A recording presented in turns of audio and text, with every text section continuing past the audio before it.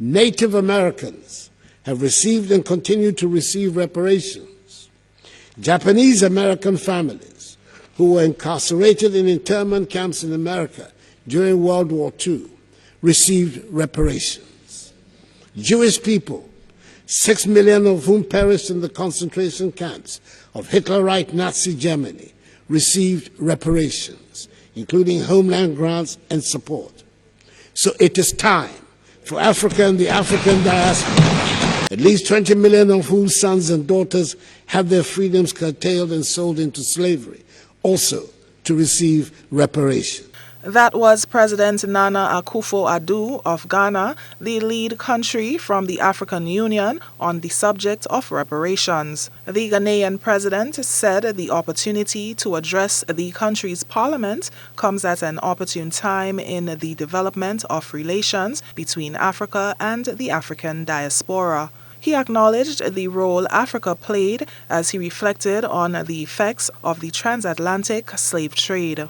We in Africa, and I believe same to be true for our kith and kin in the African diaspora, are united in our determination to help ensure that never again will Africa allow herself and her peoples to be subjected to such obscene, degrading, and dehumanizing circumstances. Never again shall it be that a dozen or so armed foreign adventurers, with the connivance of a few of our own people, reduce Africans to traded commodities. The Ghanaian president remained resolute that reparations for Africa and the African diaspora is long overdue, stating that this is a matter that the world must confront.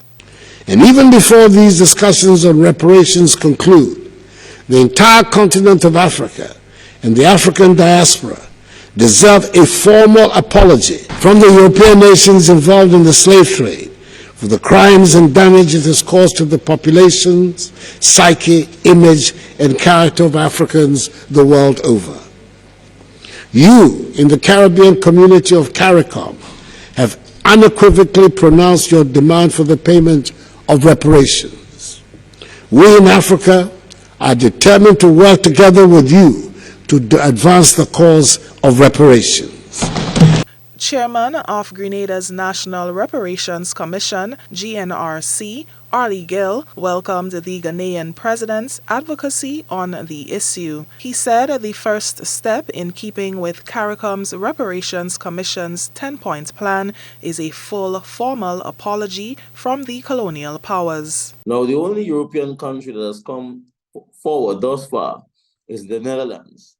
Prime Minister Mark Rutte, and indeed the King of Holland in 2022, President and Prime Minister Mark Rutte, and last year the King of Holland did in some measure extend words of apology.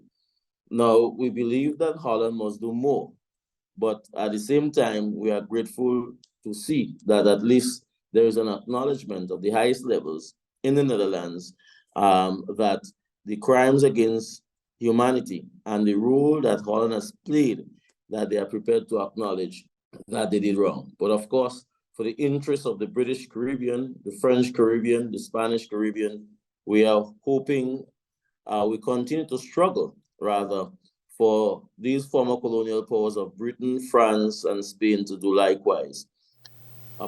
For GBN News, Nisha Paul.